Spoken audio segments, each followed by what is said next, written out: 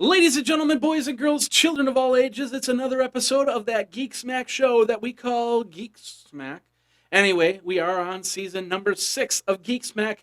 Today we're going to be talking about Ba-Zynga, and of course, Zynga and where it's going to be headed and what it should be doing.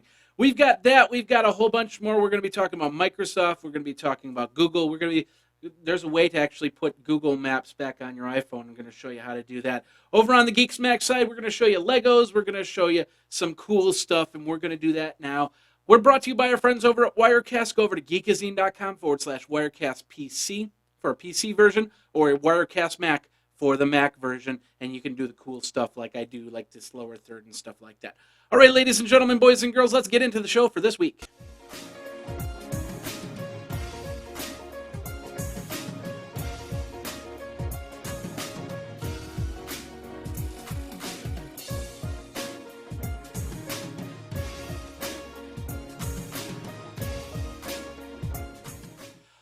Ladies and gentlemen, boys and girls, children of all ages, Jeffrey Powers here. Are you geeking out? I'm geeking out. It is another episode of Geek Smack, episode number 239, Ba-Zynga, as I call it. So, how you doing? If this is the first time you've come to the show, thank you very much for coming to this show. We do this Geek Smack every single week just for you, and we give it to you with a crock pot of chicken. Yes, a crock pot of chicken. And this week we got something special. Yes, all day I've actually been using the slow cooker or the crock pot or whatever you want to call it, and we've been creating some chicken and a little chicken dish. In fact, I set up a special chicken cam, crock pot cam. So let's take a look at what the chicken is doing right now.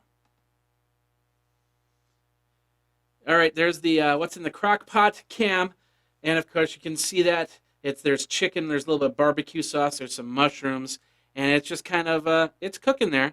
So I can't wait to try this out. It's gonna be awesome. So that's what's in the crock pot. That's the crock pot cam over on Geekazine and Geeksmack, and can't wait for that to be done, which is only a couple hours away. Really, really happy. Couple hours away in the crock pot, and I don't know. How you doing? Are you having a great week? I'm having an awesome week. It's been kind of laid back, we got over the illnesses here at the household, and now it's time to do some other stuff. And the big thing right now is the podcast awards over at podcastawards.com.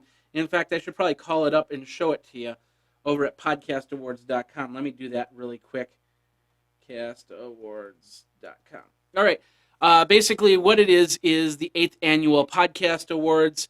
Let's bring it on the big screen here. Of course, they have nominations all this week up until the 15th. Now, I have several shows, and I've been telling people, okay, today I really want to focus on one show, and that one show is the Day in Tech History. So when you go over to Podcast Awards, go over to the education area and enter in, like for instance right here, you enter in the podcast name, Day in Tech History, and then of course www.dayintechhistory.com. I know I probably just spelled it wrong, but I'm also just kind of going as fast as I can here. And then you got to go down here. You got to enter in your full name and your email address. Now here's the key. This is the big thing. When you do this, you want to put it in the education category. Don't put Day in Tech History in any other category except for education. And then don't add it to any other. Don't put it in sports. Don't put it in science. Don't put it in anything other than education. Only once. If you do a duplicate, if you put Day in Tech History in all the categories, your nomination is going to be rejected. So just education, Day in Tech History, I'd appreciate it. Thank you very, very much for doing that. That's over at Podcast Awards. What else is going on? Let's take a look. We've made some more changes to the Geek Studio. Like I said last week, we painted this. I changed out the lighting. Wanted a more even flow on lighting, and I think it looks a little bit better. I had some color lights in there to kind of bring out the reds and blues, but when it got all compressed, it was just a jumbled mess. So I took that out. Plus, I did some fine tuning on the microphone system. Microphone's actually up here, so should be able to hear things a little bit better. But if anything, let me know. My Twitter handle, Geekazine. My email, that's right here. Geekazine is the Twitter handle. Geekazine@gmail.com is the email address. And, of course, 608-205 4378. Of course, I've been doing this other website called How to Record Podcasts, which is a podcasting how-to website. And I went out and I've been talking in some of the forums at Facebook, at LinkedIn, on Reddit, and other places. And I brought this big question across, and that the question is, what do you do? What gets you away from a podcast? When do you stop listening to a podcast? What's the magic thing, or what really irritates you the most? And we got a lot of great answers. And one thing I said is every now and then you should run a survey. And I totally agree on this. Running surveys really helps get an idea. So what I did was I created a survey and I put it over at geekazine.com/survey. Geekazine.com/survey. And you can check it out there. You can go in and it's simple 10 questions. It's going to ask you for your name and your email address. There are some required fields. I also ask you a couple optionals, like for instance, if you're male or female and what your age range is. I really want to get a gauge of who's listening to the show. So if you can fill all that out, that would be great. And then, of course, enter in your name and the 10 questions. Simple questions like, do you like the 3-part format? What do you like most? Are the ads invasive? Are they helpful? Now, everybody that fills it out, you got to put in your email address. I will be drawing for a prize. I haven't figured out what the prize is yet. I've been talking to a couple companies, but I got a couple products that I might be able to give away, and we're talking like a couple $100 in prizes here.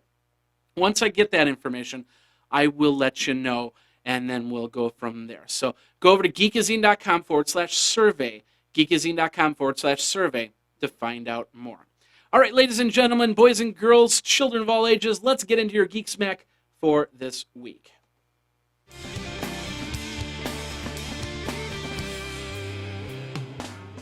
All right, and I didn't put the ad up here. Of course, the Tech Smack version of Geek Smack is brought to you by our friends over at Zag, and guess what? This is the Zag Spark right here. It's that little charger thing, that device that you plug into the wall. It charges up, and then when you have a laptop or an iPad that the juice is down to almost zero, or your phone is down to zero, any tablet or smartphone for that matter, you can plug right into this device and you can charge it up if you don't have a wall outlet to go to. Cool thing about this is Zag just announced today that they dropped the price $20 to $79.99. Now, if you use my code Geekazine on purchase of this Zag Spark, it's now 20% below that. So it's something like, $59.90, something. I didn't do the math just yet. But you can have a really cool charger for a very great price of $79.99, 20% below that. Amazing stuff. Zag's got some other cool stuff, including the Zag Folio, the Invisible Shield, now the Invisible Shield Extreme, which has break-proof protection. So if you drop your iPhone, if you drop your iPad, you feel a little bit safer with making sure that if it does break, that you can get it repaired, and that's pretty cool. I'm getting some; they're on the way. I will be doing some video when I do get those items in, so I can't wait for that to happen. But you want to check this all out? Go over to geekazine.com/zag, ZAGG, geekazine.com/zag. And that'll get you to Zag. And once again, if you use Geekazine at checkout, you'll get 20% off certain items. And it's pretty cool, so check that all out. All right, ladies and gentlemen, boys and girls, let's get into your Geek Smack Tech Smack for the week. We're going to start over on CNET. They're talking about the Skype worm. If you haven't heard about this, you might get a message. If you have Skype, might get a message saying, hey, we found your, just like with Facebook, hey, we found a picture of you. Is this you? And then it has a link. Don't click on the link. Period is that. Simple as that. Don't click on that link because it is malware and it will affect your Windows PC. So if you got a Windows PC, you got Skype, and it says click here for the picture, don't click on it. Even if you got a Mac or Linux, don't click on it. Just delete it and report the user maybe. I don't know how if they've been doing spoof emails or spoof Skypes or whatnot, but just don't click on it. Get rid of the message as quick as possible, and you will be fine. I had a friend who they had I talked about this Trojan that happened that's starting called the FBI Trojan, and I had a friend that just got it, and that's a tough one to take off apparently. But now all the people know, all the IT people know about this. They know how to get it out of there. So basically, they've got a plan. So if you do get that, that's the where you get on the screen that says the FBI has seized your computer, has locked it down. You must do these measures to get it back and pay us money. No, it doesn't work that way. Call your IT guy and say, hey, I got this virus. Fix it for me. So, all right, let's move on from there. Let's go over to bbc.com. And we're talking about Microsoft and what's called digital hand gestures. Let's put it up on the big screen here. They've created this wrist bracelet that when you use the wrist bracelet, it will create, well, it could create a 3D model, but it will actually follow your paths, your movements. Now, it could be used for 3D modeling, but I think what they're going for is the next wave of Kinect, the next wave of remote control. So you have your Kinect on top of the screen. You have this little bracelet on your wrist, and this little bracelet might, you might just control, okay, I want to go this way, this way. I want to go to, History Channel has American Pickers on. Yay, I'm going to do that. So it's all in production right now, so it's not going to be out into the general public. But it's pretty cool technology that Microsoft is working on to get to their next level. And yeah, you could do a little bit of rock and roll if you wanted to. But this might be our next wave of remotes. We might not have remotes anymore. You might get a TV. Think about it. You might get a TV that doesn't have a remote maybe 2-3 years down the road. And you go, well, you don't need a remote because I can pull it up using my smartphone. I can pull it up using some cuff I could put on my wrist and do that and use the Connect feature in the TV. That's pretty cool. So what do you think about this? Do you think that remotes are going to be dead in the next 4 years? Let me know. Twitter me at Geekazine. Of course, geekazine@gmail.com. And, of course, the hotline at 608-205-4378. Hey, all the show notes are over on geekazine.com, so go over there and check that out. We've got links, and we've got a lot more. You can check out iPad 365. You can check out a whole ton more over at geekazine.com. All right, let's get back into the show here. And we're going to go over to androidcentral.com. Now, your Facebook for Android was not the best thing. That's because Facebook decided, well, we're going to use HTML5 to run Facebook on Android, which it's a great technology. It's just not there yet. So, and when I was out at San Francisco at TechCrunch Disrupt, Mark Zuckerberg said, yeah, it's not there yet. We want to do this, but it just isn't what we want. So what they did was they went back to the native, redrew it and set up a native version, and now the native version of Facebook is nearly ready to release. So if you've got an Android device, you might want to check the Android store, keep apprised because a new version of Facebook is coming, and it might be a lot better than the version of Facebook you have right now. So be ready to rejoice, or maybe you'll play with Facebook on Android and go, this is worse than it was before. So I don't know. If you're waiting for it, let me know. Twitter me at Geekazine. All right, let's move on from there. Where are we going? We're going to PC Mag. There is a trick on how to get Google Maps onto iOS 6, and that's what this article is about. I'm not going to divulge what it is. I'm going to tell you to go over to PC Mag. Go over to geekazine.com. You'll get the link. It basically says how to get Google Maps on iOS 6. Click on that, and that'll take you to PC Mag, and it'll give you the information. So if you want more information on that, then go over to geekazine.com and check out the link. All right, moving on from there, YouTube is adding about 100 new original channels. They've got categories now, and it's really cool. Like, for instance, a sports category, a food category, and then you can go in and you can check it out. It might not be great for me as the independent video producer, because now you can go to categories and find cool content, and I'm not part of that cool content in the categories. You go over to youtube.com/Geekazine, and you find all my cool stuff.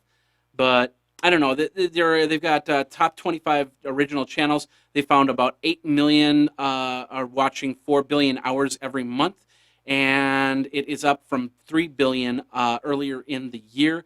And the number of people subscribing have doubled. So they've got some great numbers on here, so they're going to continue on. Maybe, I don't know, Tech Podcast Network could become one of the channels over at YouTube. It's possible. We'll see what happens in the coming month. Even Geekazine could become a channel over at YouTube. We'll see what happens. Another cool feature that I got on my YouTube channel is the fact that now if I have if I'm wearing a T-shirt, like I create a Geek Smack T-shirt, and I'm wearing it, I can actually set it up in the store, and then you can go and I can reference it, and I can say, hey, buy this T-shirt, and then you could go to the store on YouTube and actually buy the shirt. So you're going to see me. I do have some stuff in my store, but not to that level yet. I'm going to start taking a look to see what the best shirt maker is out there, if it's still Cafe Press or another source, and then start creating merchandise for you to purchase. Would you want to purchase some Geekazine merchandise? Let me know. Twitter me at Geekazine. Of course, geekazine@gmail.com. All right, that article is over on our friends over at Geek News Central. You can check it out there. We're moving from Geek News Central over to Geek Wire. And there was an explosion, apparently, in Seattle. This is the vice president of Amazon.com, a vice president of product management, Adam Selipsky. Hopefully I pronounced that right. Apparently he was having his home worked on, and there was a fire and an explosion. And so one of the construction workers was sent to the hospital. No word as to how he is, so I hope he's feeling better. But that's what's happening over at GeekWire in Seattle. Let's move from here. You remember we talked about the Lytro. Now, over on SlashGear, they're talking about how Lytro cameras are now available worldwide. Now, if you don't remember what Lytro is, basically it's this thing right here. It's this little box. It has a camera, an optics lens in it. And the idea is you take a picture, and then you call up that picture using their software, and then you can change the focal point. So, like for instance, you take a picture. Let's say you're taking a picture of this guy right here, which this guy's taking a picture using his Lytro. I could actually click on the woman on the left, and it would actually focus in on the woman, and then I'd click on the guy and focus on the guy and blur everything else out over there. So it's a new way to take pictures because you can take a whole range as opposed to a specific picture. So if you take a picture of a flower on a table, and then all of a sudden you realize, hey, I don't know, a famous celebrity like Chris Tucker is walking by, I can actually refocus it on Chris Tucker and blur out the flower, and then put that up and say, hey, look, I got a picture of Chris Tucker. Just a name that popped in my head. I don't know. So anyway, if you want to read more on that, the Lytro is now out. Go over to slashgear.com for more information. All right, some people have been complaining over on Computer World. They've talked about it. Facebook has their new phone search option, and apparently you can search other people's numbers. Now, they're saying that they can create attacks and you abuse Facebook's phone search feature to find other people's, like my phone number. Now, my phone number is actually my Google Voice number. I never put my cell phone number into Facebook. So if they're going to try and find me, they won't find my cell phone number. They'll find my Facebook number. They can call that till the cows come home. Doesn't matter to me. As long as they don't start really calling it and all of a sudden I got 50 million messages. But I think there's some sort of spam features on Google Voice. We'll see how that goes. But if they want to call that number, they can. Like I said, they can do that till the cows come home. But you might want to check up on Facebook, see what phone number you have there, and see if you can put an alternative phone number in there so you don't get people calling you at all hours in the night, prank calling, or if you become a celebrity, like Chris Tucker, then you don't get phone calls in the wee hours in the morning. Check that out. It's over on computerworld.com. All right, let's go over to Gigaom, however you want to pronounce that. Google TV is getting its first native porn app. Fire TV is now available for the Google TV, or coming to the Google TV on Monday, and this was reported on Monday the 8th. So I don't know if it's already out there or if it's coming the following Monday. I don't have a Google TV, so I don't know. So if you do have a Google TV, let me know. Tweet me at Geekazine, or geekazine@gmail.com. Tell me how many hours you watched and what the favorite video is on that. Now, Roku has already had actually a couple different channels that have alternative viewing on there, and they got a lot of stuff on there. You won't see that on Apple. I don't think there'll ever be any type of porn video, intentional porn app on Apple TV, unless you count Disney, because sometimes they apparently show porn. It happens. I don't know. Anyway, let's move on from there. Going over to Mac rumors, the new iPod Touches and iPod Nanos have begun shipping. They've done some benchmark tests. Now, this is the coolest thing. Check this out. I'm really impressed with this. This is the benchmark for the different iPods, iPads, and the iPhone 5. You notice that the iPhone 5 is basically twice as powerful as even an iPad 3. Now, with the iPad Mini coming out, will the iPad Mini? Well, I'm guessing it'll have the A6 processor in there, and I bet you that will be matching iPhone 5's benchmarks. So it might even be faster than iPad 3. So we're not going to talk about it. It's all rumors for the iPad Mini, although there's some really good rumors out there, and we're going to be talking about that in a few minutes anyway. So, but if you want to check this out, check out the benchmarks a little bit more, go over to macrumors.com. Moving from there over to The Verge, there are some leaked Boxy TV pictures out there. Now, we'll show you this right here. Basically, Boxy has decided to put together a DVR combo box, which I believe goes onto SD card. There's going to be a little bit of internal memory, but for the most part, you'll have to put in an SD card for your DVR to store the content. But basically, they're putting HD TV right into the box. As you can see, you have a little coax cable connection. Of course, you have your HDMI out. You have an Ethernet jack. I'm assuming there's also going to be a wireless version on there. And then, of course, power. Now, if I remember correctly, any box that does something like that has to be approved by the FCC first, because they are pulling channels from the air, which is why a Boxy or a Roku or an Apple TV doesn't natively have that. So I'm wondering if they've gotten to the FCC, if the FCCs are going to approve this, or if they just don't really realize that the FCC needs to be aware of this box and go from there. So I haven't talked to the Boxy guys in a while. Maybe I'll give them a call and find out what's going on, and maybe we'll even test out this new device when it comes out. But this is basically, they've got some pictures. This isn't out yet, but it's coming out very soon. So pretty cool stuff there. All right, last part of the Text Mac, and it's not really Text, well, it's kind of Text Mac, and it's kind of not Text Mac. It's about patents and patent trolls. And I want to take a really quick second about this. A company called Light Panels makes some panel lights, LED panel lights, which is really cool. I've used them in multiple situations. My room is not paneled by LEDs. I do have a few LED lights that I do run with.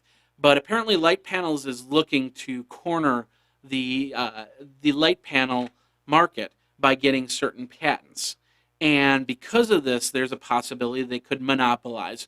Or the light panels, like for instance, I bought some light panels on Amazon.com. They were $40.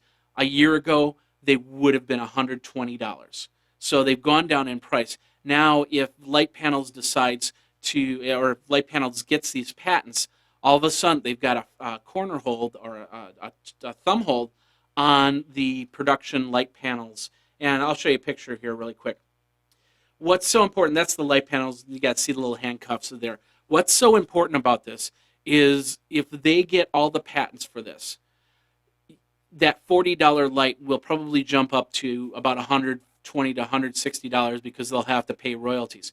What's worse is if you have any LED lights inside your house, they could be subject to this same royalty situation.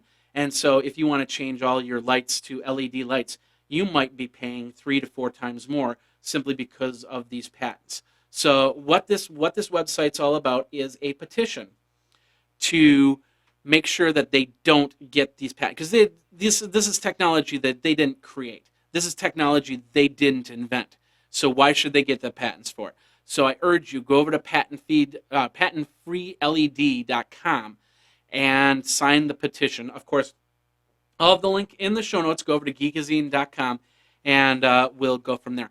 All right, that's the end of Tech Smack. I know it's a little bit longer than normal, but we had a lot of cool tech out there. We're going to talk some geek, and then, of course, we're going to talk about the main subject, Ba-Zynga. What's going on with Zynga? And we will do that, after Geek Smack. So here's Geek Smack.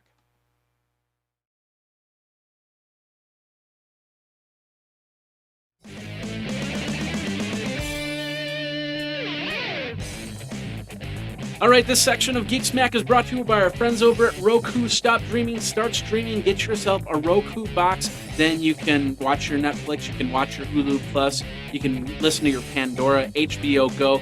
It's a perfect companion if you want to keep your cable, but it's a great box if you want to cut your cable.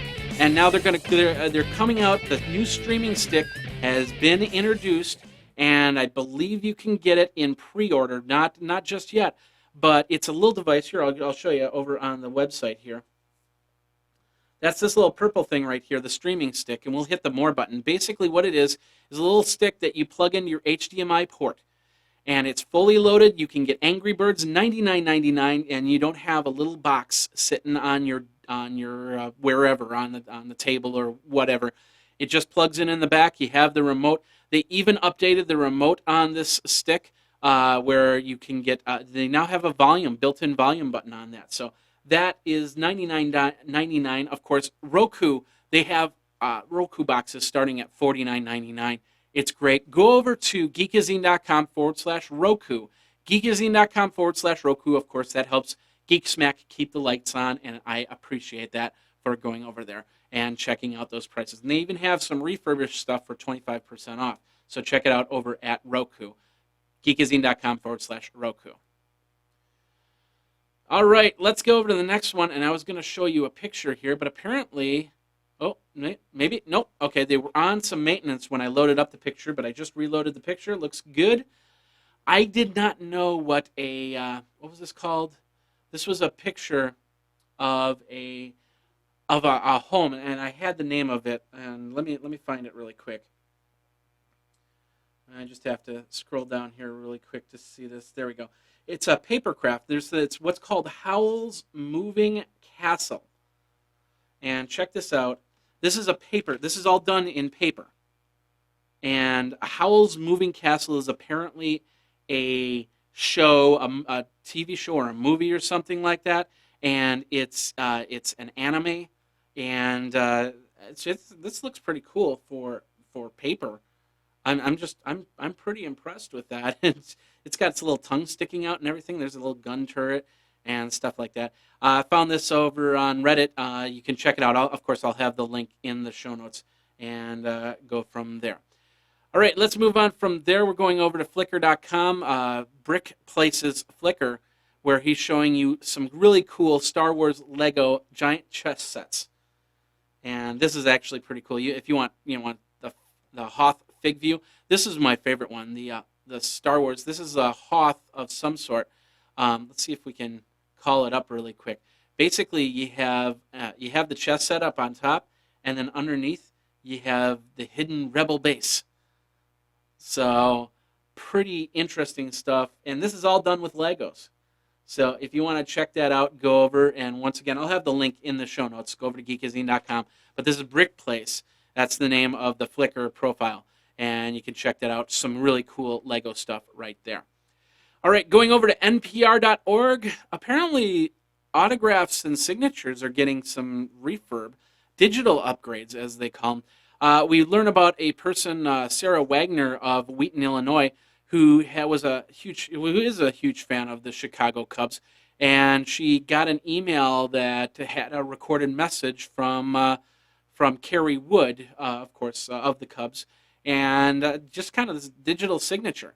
Now, I don't know if the digital signatures will be worth anything 25, 30 years down the road.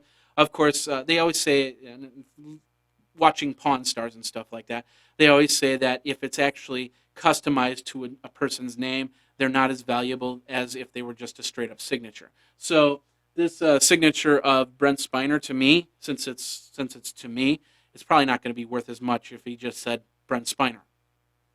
Is what it is. But I got an autograph of Brent Spiner right there. So anyway, if you want to read more about that, go over to npr.org. Really cool article and kind of heart touching if you think about it there. All right, let's move on from there. Maybe something going on. What's going on? We're having a shockwave plugin issue. We're going over to the cnet.com. Apparently, we're talking about iPad Mini. Like I said, the rumor mill's out. iPad Mini's coming. They had some leaked pictures, but for some reason it's not coming to the page. I think my system is kind of freezing up a little bit. So anyway, the whole thing is they've got some leaked pictures of iPad Mini. We're running over, so check it out over at news.cnet.com. And then if you go over to BuzzFeed, we're talking about the coolest nightlight ever. You can check this out, and we'll show you right now because it's loading up. It's a faucet with a little light on the bottom, and of course you plug that into the wall. I don't know if you turn on the spout if the light turns on or not, but pretty cool stuff. If you want to see more on that, go over to BuzzFeed.com and take a look. And then the last article also is not loading up. Oh yeah, this is over at extremetech.com. There we go, extremetech.com. And basically what it is, let's see if I can just do this. Yeah, it's not loading up. It's over at Extreme Tech. They had the Air Force had this 1950s supersonic flying saucer. They declassified it, so now you can actually take a look at what this flying saucer looked like, how it was designed, and everything else. Like I said, I can't show you what it is because apparently it's not loading up here. But if you want to check it out, go over to extremetech.com. And that is it for the Geek Smack section. What'd you think? Did you like it? Did you not like it? Do you find some geek yourself? If you want to show me some stuff, let me know. Go over to and tweet me over at Geekazine. Of course, I do have a Reddit. Reddit/r/Geekazine is the Geekazine Reddit. You can always add stuff there if you want to. Of course, geekazine@gmail.com and the hotline 608-205-4378. All right, we will be back and we'll be talking about Zynga and basically what's going on with Zynga in what I'm calling on this section Ba-Zynga. Before we do that, I forgot, we got to check in on my crock pot and we got to see how this chicken is going. So let's check this out really quick. Okay, what's in the crock pot?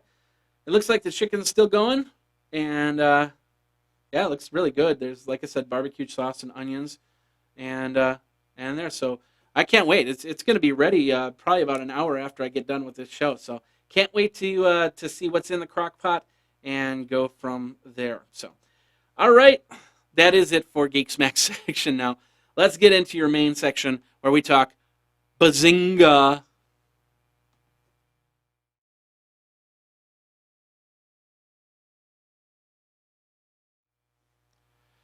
All right, the audio version is brought to you by Stitcher Internet Radio.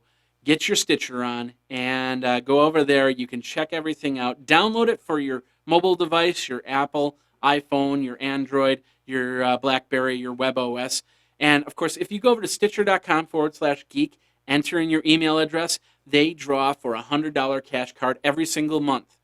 So go over there, go over to stitcher.com/geek, and enter in there. It's a great program. And it's like the podcatcher that nobody else understands on how to build for a mobile device. It lets you stream the shows. So, and of course, when it's done with one podcast, you set up a favorites list. When it's done with one, it goes to the next. iTunes doesn't do that.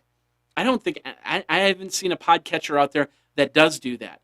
So I could talk all day about Stitcher Internet Radio. It's amazing. They have Facebook integration, so you can let people know what you're listening to or find out what other people are listening to. They've got the favorite station, and of course, hundreds of podcasts, hundreds of live stations. There's tons of stuff to listen to. So check it out over at stitcher.com/geek. Enter in for a $100 gift card. They draw at the end of the month, so you got some time. So check it out over there. All right.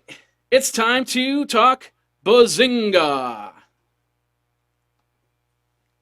I did that. I did that Photoshop. I'm kind of proud of that. So, of course, that logo from the Big Bang Theory, Ba-Zynga, the phrase from Big Bang Theory, which, of course, you can watch on CBS. I think it's on Thursday nights now. So check it out there. But, and I was at Zynga about a month ago during TechCrunch Disrupt. We got to talk to programmers and other employees at the company, and they were all happy and excited. At least that's what they told me. Yeah, Zynga's a great place to work at, and I could see myself working there for years. And things changed, I suppose. I don't know. They even knew that Zynga wasn't doing too good. I mean, quarter two, quarter three reports not doing too well, and of course, a lot more happening. Today, Zynga, its stock valuation is at $3.30 a share. It's 80% from March 2012. It was at $16 a share. Now it's at $3.30. It's crazy. That's basically about the time that Zynga bought OMG Pop, which was the popular game Draw Something. I don't know. I played that game for like 2 days and then I just got frustrated because I couldn't get somebody else to play and then continue to play. I mean, it got frustrating after a while. So, but it did get 35 million new people into Zynga, so you figured that would be a good thing for that since Zynga has acquired. Since then, of course, Zynga has acquired two new companies and opened up their API to developers. Yet that weak net earnings that they had from quarter two has basically dropped the stock 40%. From the beginning, Facebook and Zynga were great combinations. Around March, Facebook changed their algorithm that basically didn't favor the Zynga games. Well, not to the point where they were discriminating against the Zynga games, but it was just that they were not new games, and Facebook wanted to put the new games before the older games. That's the algorithm. So Zynga got hurt because they didn't have any new exciting games to put out. They tried some games and people kind of liked them, didn't like them, whatever. So the Ville games just basically weren't cutting it anymore.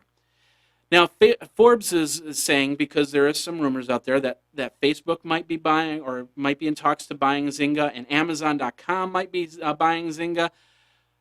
Forbes believes that they should just squeeze Zynga out and get out, just not even bother with it. Amazon, now think about it. If Amazon was to buy it, they could probably put it on their Kindle Fires and other Kindle devices and actually have another gaming department, which I don't believe Amazon has right now. So it might be a good fit for Amazon. I don't know. They could put themselves on the Android market. They could get in the iPhone market, and they could definitely be on Facebook. It might be a win-win situation for Amazon, possible. So where should Zynga go in this venture? I mean, should they be bought out? I mean, $3.30 stock valuation. It might be better to find the new investors and then buy all the stock back, privatizing the company, and then just sitting down and figuring out where their game plan is going. Because the big thing, the key to this whole thing, is they have to find a game that can hold them, that can keep them going for 18 months and be the hot game for the next 18 months, like an Angry Birds. Like a Cityville or a Mobstersville or whatever you want to call it.